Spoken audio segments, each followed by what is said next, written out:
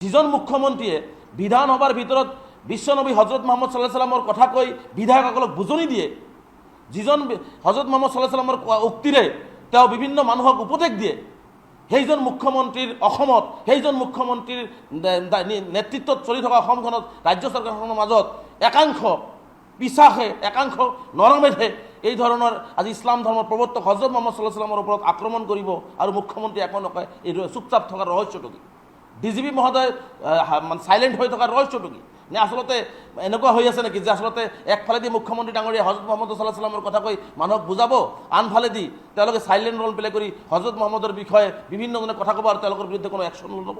ইছলাম ধৰ্মৰ প্ৰৱৰ্তক বিশ্বনবী হজৰত মোহাম্মদ সাল্লাল্লাহু আলাইহি সাল্লামৰ ওপৰত যি ধৰণে আক্ৰমণ কৰা হৈ আছে একাংশ নৰমেধে, মই নাম ক'বলৈ লাজ লাগে সেইবিলাকৰ, কাৰণ তেওঁলোকে সেইবিলাকক কেতিয়াও ভাল মানুহ হ'বই নোৱাৰে।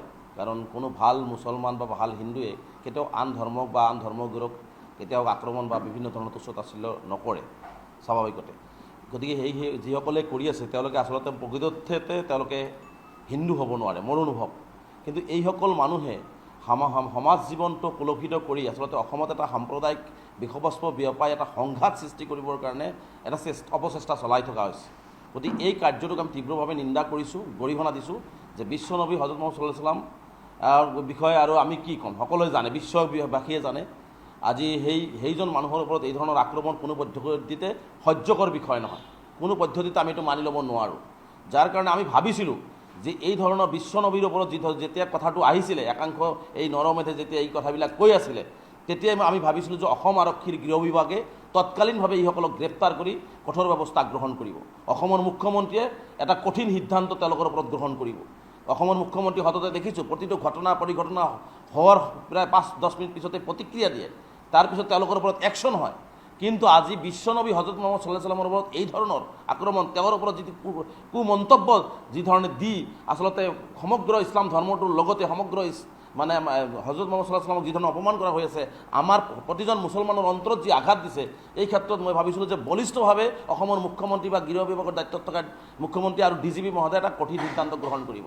কিন্তু দেখা গ'ল যে আচলতে মুখ্যমন্ত্ৰী ডাঙৰীয়াই হওক বা গৃহ বিভাগেই হওক, আজি ডিজিপি মহোদয় হওক, আচলতে এইসকল নৰপিছা যিসকলে এইবিলাক কাম কৰি সমাজ ধ্বংস কৰিব বিচাৰিছে, হিন্দু মুছলমানৰ মাজত বিভেদ সৃষ্টি কৰিব বিচাৰিছে, সংঘাত সৃষ্টি কৰিব বিচাৰি থকা হৈছে, সেইসকলৰ বিৰুদ্ধে আচলতে একশ্যন ল'বলৈ সাহস গোটাব পৰা নাই। আচলতে এইসকলক এৰাল দিয়া গৰুৰ নিচিনাকৈ এৰি দিয়া হৈছে যে এইসকলে যি ধৰণৰ কথা বাৰ্তাবিলাক কৈ থাকিব আৰু আমাৰ মাজত যি হাতাম পুৰুষীয়া ঐক্য সম্প্ৰীতি আছে, ভাতৃত্ববোধ আছে, সেইটো ভাঙন সৃষ্টি হ'ব।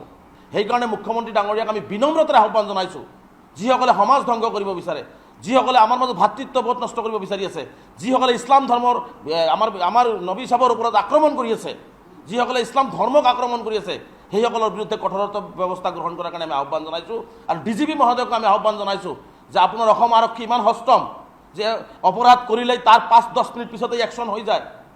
আমি ভাল পাওঁ যে অসম আৰক্ষী ইমান সষ্টম, কিন্তু আজি হজৰত মোহাম্মদ সাল্লাল্লাহু আলাইহি সাল্লামৰ ওপৰত এই আক্ৰমণ চলাৰ পিছত কিয় আপোনাৰ অসম আৰক্ষী সষ্টম হ'ব পৰা নাই? কিয় আজি অসম আৰক্ষীয়ে এই 4-5জন নৰপিশা যিসকলে ছ'চিয়েল মিডিয়াত মানে এই ধৰণৰ কুকাৰ্যবিলাক চলাই আমাৰ মাজত এটা বিভাদ সৃষ্টি কৰিছে, এইসকলক এৰেষ্ট কৰি তেওঁলোকক কঠোৰ শাস্তি দিব পৰা নাই? গতিকে তেওঁলোকক আমি কঠোৰ শাস্তিৰ দাবী উত্থাপন কৰিছোঁ। যাৰ কাৰণে যি ধৰ্মৰ মানুহক কোনোবাই আক্ৰমণ কৰক, সি হিন্দু হওক মুছলমান হওক, যদি কোনোবাই বেয়াকৈ কৈছে সেই ধৰ্মক, তাৰ ওপৰত কঠোৰ ব্যৱস্থা হ'ব লাগিব। তেতিয়াহ'লে আমাৰ এই মানে সভ্যতা সংস্কৃতিবিলাক থাকি যাব, আমাৰ মিলাপ্ৰীতি থাকি যাব। কিন্তু আজি যদি মই আপোনাক গালি পাৰোঁ, আপুনি মোক গালি পাৰি, আপুনি মোৰ বিৰুদ্ধে লিখে, আপুনি আপোনাৰ বিৰুদ্ধে মই লিখোঁ, এই ধৰণৰ পৰিৱেশ থাকিলেতো আমাৰ মাজত সংঘাত সৃষ্টি হ'ব, আৰু যিটো আমি বিচাৰি থকা নাই। আৰু কোনো ধৰ্মক কাৰো অপমান কৰাৰ কিন্তু নৈতিক অধিকাৰ নাই, কোনো ধৰ্মীয় গুৰুক কোনোবাই আক্ৰমণ কৰাৰ কাৰো নৈতিক অধিকাৰ নাই। গতিকে এইটো আমাৰ ভাৰতীয় সংবিধান আমাক গতিকে আমাৰ ধৰ্ম কৰাৰ অধিকাৰ দিছে। আমাৰ ধৰ্মীয় গুৰু আছে, আপোনাৰ ধৰ্মীয় গুৰু আছে, গতিকে সকলো ধৰ্ম। আৰু মই ভাবোঁ প্ৰত্যেকজন ব্যক্তিয়ে, হিন্দু হওক মুছলমান হওক, প্ৰতিটো ধৰ্মগুৰু, ধৰ্মীয় প্ৰতিষ্ঠান, ধৰ্মীয় উপাসনাস্থলী, ধৰ্মীয় পদ্ধতিক সন্মান কৰাটো উচিত। তেতিয়াহে আমি এখন সুস্থ সবল সমাজ কৰিব পাৰিম।